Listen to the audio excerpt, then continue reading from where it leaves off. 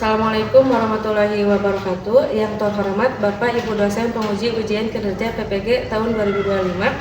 Perkenalkan, nama saya Nova Dilah Fahmi SPC dengan nomor induk mahasiswa 25125141155 LPTK Universitas Veteran Bangun Nusantara Sukoharjo dengan program pendidikan bimbingan konseling. Saat ini saya akan menyampaikan materi pembelajaran tentang bully. Asal instansi saya SMP IT Bina Isya Cendekia, Kecamatan Cibatu, Kabupaten Garut. Sekian, terima kasih. Wassalamualaikum warahmatullahi wabarakatuh. Assalamualaikum warahmatullahi wabarakatuh. Waalaikumsalam warahmatullahi wabarakatuh. Kabarnya hari ini? Baik. Sebelumnya ya, hari ini kita akan mengadakan layanan bimbingan pasca. Sebelum memulai itu, biar pembelajarannya lancar, kita berdoa terlebih dahulu ya. Berdoa insya Allah dipimpin aja sama ibu. Berdoa di dalam hati dimulai. Selesai. Nah, sebelumnya ibu mau absensi terlebih dahulu. Apakah hadir semuanya hari ini? Hadir. Alhamdulillah ya kalau hadir. Oke, selanjutnya di sini ya sudah terlihat kan ya di sini materi bimbingan prasikal kali ini adalah tentang stop bullying. Ya, sebelum masuk ke materi, ada pertanyaan ini. Menurut kalian apa bedanya bercanda biasa dengan mengejek teman yang bisa menyakiti hati? Ada yang mau ini? Kenapa? Boleh diskusi dulu, boleh, mau langsung boleh. Kalau bercanda mah lebih ke sesuatu yang tidak menyakiti hati. Misalnya kan kayak Isya terus dia pensilnya ada habis, kan itu kan tidak menyakiti hati. Tapi kalau misalnya mengejek terus menyakiti hati, itu namanya bukan bercanda tapi lebih ke mengganggu orang. Nah, coba ya, langsung aja ya. Nanti jawabannya ada di materi. Sekarang ibu mau menjelaskan tentang tujuan pembelajarannya ya. Peserta didik atau konseling dapat memahami dampak negatif perilaku bullying bagi korban dan pelaku ya. Jadi, langsung saja sekarang ke materi ya. Definisi bullying pertama. Bully atau sering disebut juga perundungan merupakan tindakan mengganggu, mengusik atau menyakiti orang lain secara fisik atau psikis. Kita sedikit dulu ya. Perilaku atau tindakan mengganggu atau mengusik atau menyakiti orang lain secara fisik atau psikis. Berarti dari situ aja ya kan perundungan sikapnya. Dari situ aja udah kelihatan ya, sudah ada apa unsur kesengajaan. Kesengajaan itu apa? Menyakiti baik secara fisik ataupun secara psikis. Psikis itu apa? Mental yang ada di dalamnya. Tindakan ini bisa dalam bentuk-bentuk kekerasan verbal, sosial atau fisik yang dilakukan secara berulang kali dan dari waktu ke waktu. Nah, yang namanya bullying berulang kali atau dari waktu ke waktu. Kita tadi ya, yang pertanyaan tadi bercanda biasa sama mengejek. Kalau bercanda biasa, misal kayak tadi ya sudah dicontohkan sama teman kalian, bercandanya itu gak menyakiti baik dari kata-kata ataupun dari fisik ya, dari perilaku. Tapi kalau yang masuk ke bully ya, itu teh bentuknya itu bisa berulang kali ya, bahkan nanti sampai menyakiti hati. Udah mah hati tersakiti, fisik juga kan sakiti karena dilakukannya berulang kali dan dari waktu ke waktu. Kemudian nih, secara etimologi asal usul kata bullying ini berarti penggertak, yaitu seseorang yang suka mengganggu yang lemah. Nah ini ya, pembuli biasanya ini pelaku ya, pelaku itu merasa dirinya paling kuat, paling berkuasa, paling merasa diri paling bisa. Biasanya seperti itu ya. Paling kuat gimana? Bisa dari segi fisik dia merasa paling kuat ya. Dari segi kuasa misal dia merasa anak yang berpengaruh bisa atau anak dari siapa gitu, sehingga dia teh memandang lemah temannya gitu ya, memandangnya lemah. Nah, kemudian ini menurut Kementerian Pemberdayaan Perempuan dan Perlindungan Anak, bullying adalah penindasan atau risak merunduk yang dilakukan secara sengaja oleh satu orang atau sekelompok yang lebih kuat. Nah, ini juga harus sama ya, arti nama melakukan penindasan. Penindasan itu gimana maksudnya? Menindas. Sok yang kalian tahu menindas itu seperti apa? Membuat dia menangis, ya, membuat dia tersakiti, itu kan termasuk ya, termasuk juga kayak penindasan. Yang dilakukan secara sengaja, bukan tidak disengaja ya, ini mah benar-benar dilakukan secara sengaja oleh satu orang atau sekelompok yang lebih kuat. Nah, misal dalam satu kelas itu ada geng-geng, misalnya geng A, geng B, geng C bisa. Nah, dari ketiga geng tersebut ada geng yang kuat, geng A itu masa lebih kuat gitu ya.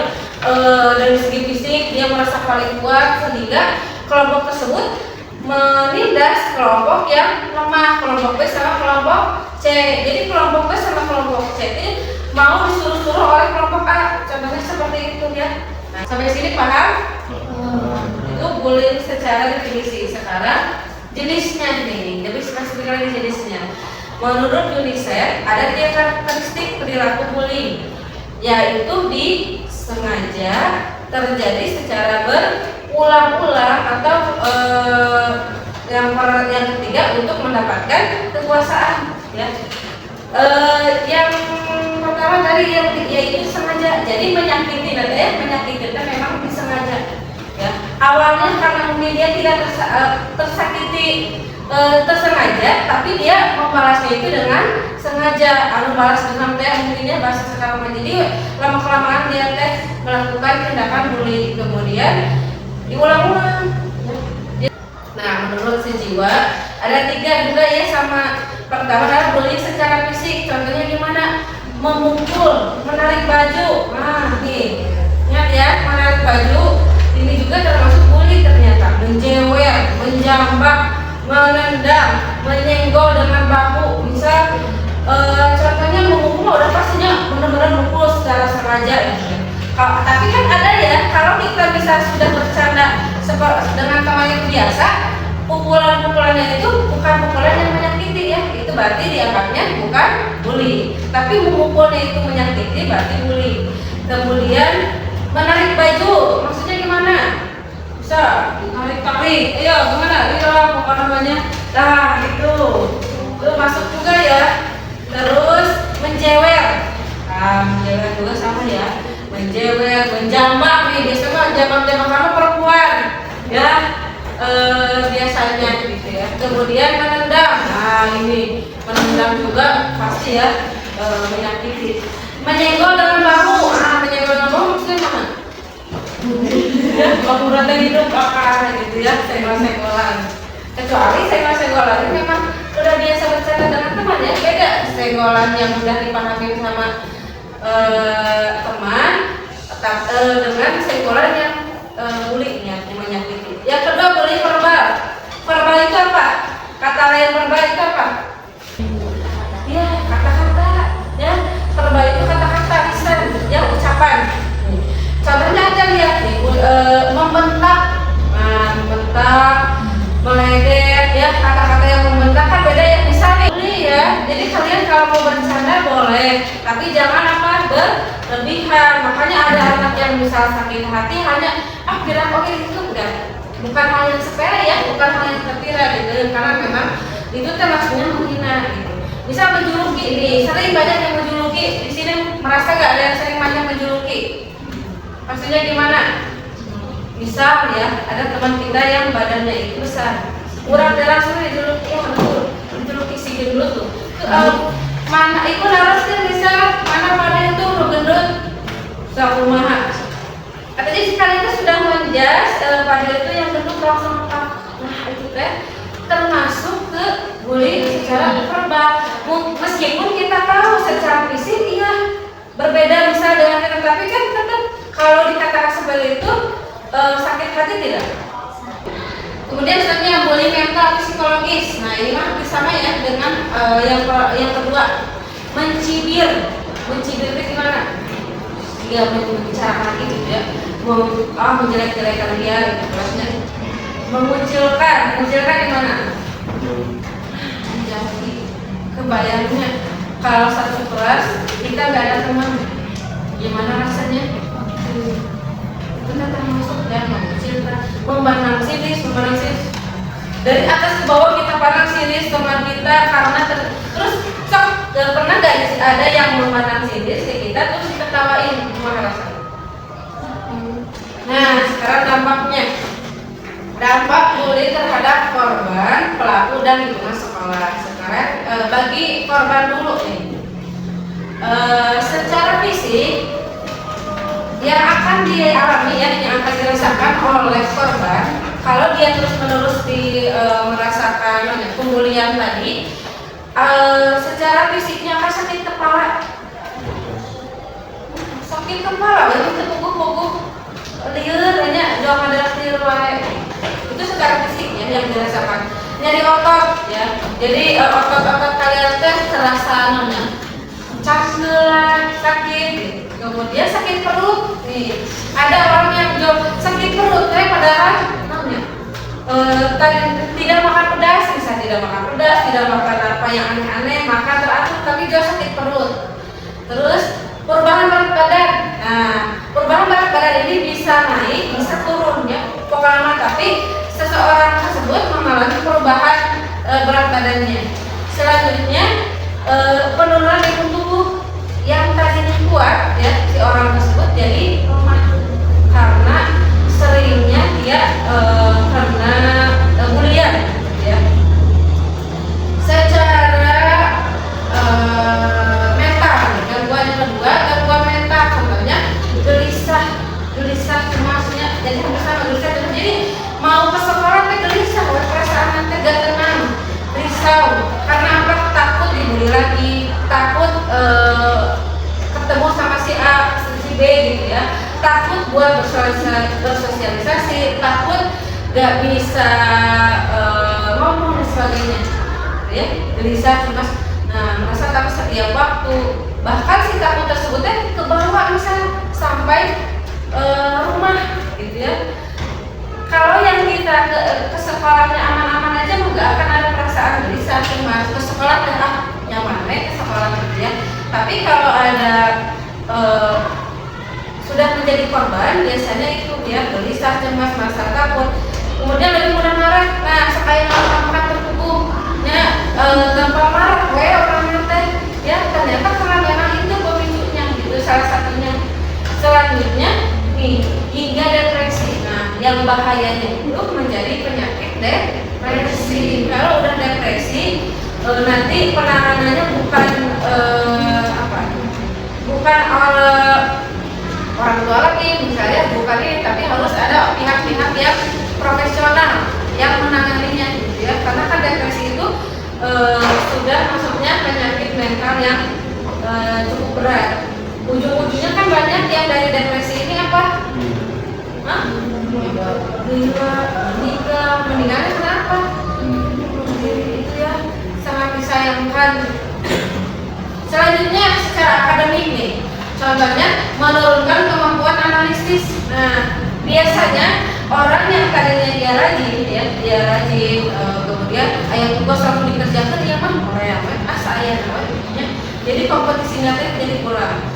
Kemudian mempengaruhi fokus dan penelitian. Nah, anu tadina bisa sekarang tuh pelajaran PKN, tapi karena kurang fokusnya hilang gitu ya, fokus tidak perhatian. Jauh kalian teh ngabayangkeun teh itu sih ikut bawa doa itu naon misalnya pikiran teh kemana aja, tidak fokus ketika ditanya A, jawabnya B. Nah itu ya, itu teh sangat berpengaruh ketika belajar. Dan hingga menurunkan produktivitas. Nah, orang tadi rajin ke sekolah, semangat, bahkan ikut kegiatan sekolah yang mulai dari sholat duha bisa sampai akhir, bukan nama yang dia ikut. Sekarang hari-hari, sekarang biasa aja ya. Jadi sekolah teh sahayuna ikuti pelajaran ge sahayuna gitu ya. Nah, itu. Kemudian yang hubungan sosial, maksudnya gimana? Penurunan rasa percaya pada orang lain hingga kesulitan untuk bersosialisasi. Nah, ini efek yang cukup ini juga ya.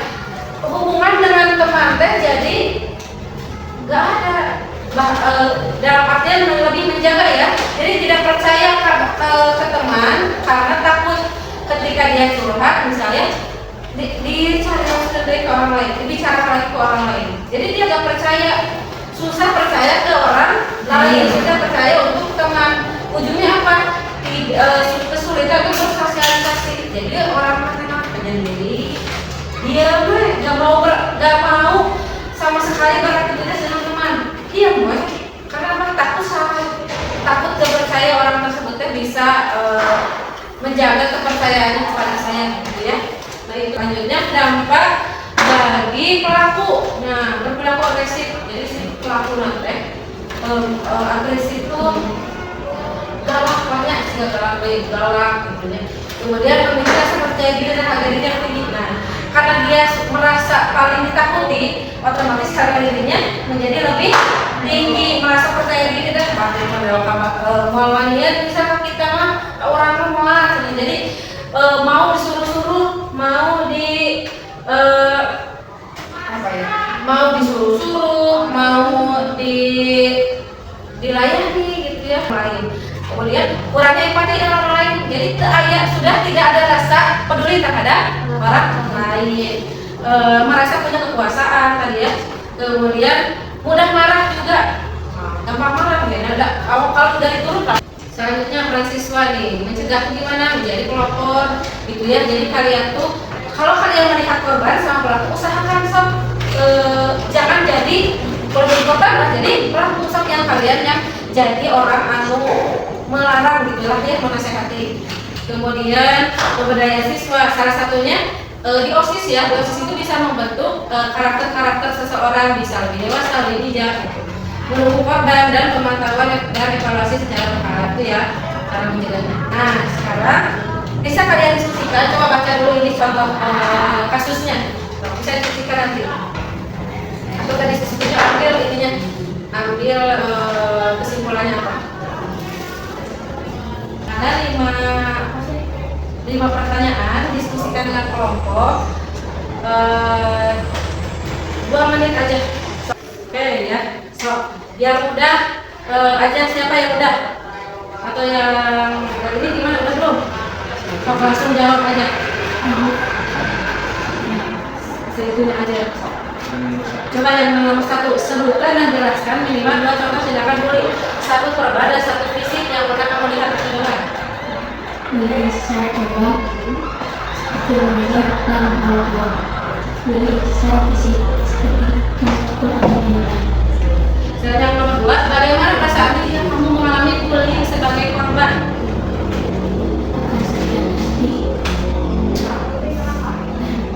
Hati. Terus? Lagi? Yang dirasakan? Semua? Sudah? Bagus ya, terima kasih. Selanjutnya nih yang nomor 3, apa dampak negatif yang dirasakan korban bullying? Misalnya dampak emosional, fisik atau sosial. Terus? Selanjutnya, apa yang akan kamu lakukan jika kamu melihat temanmu menjadi korban bullying?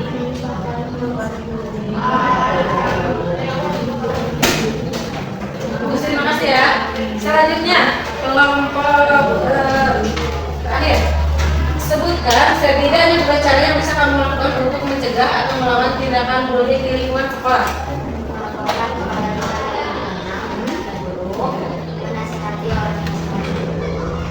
Menasihati orang yang udah tuh. Oke, cukup, terima kasih ya. Oke. Ada yang menyimpulkan tidak? Kesimpulan dari materi ini apa? Kita simpulkan bahwa bullying itu tindakan menindas yang menyakiti dan lain-lainnya secara disengaja dan dilakukan secara berulang-ulang gitu ya, untuk melakukan untuk merasa bahwa dirinya itu paling berkuasa. Oke, itu ya kesimpulan materi kali ini. Alhamdulillah pembelajaran bimbingan klasika tentang bullying hari ini cukup sekian.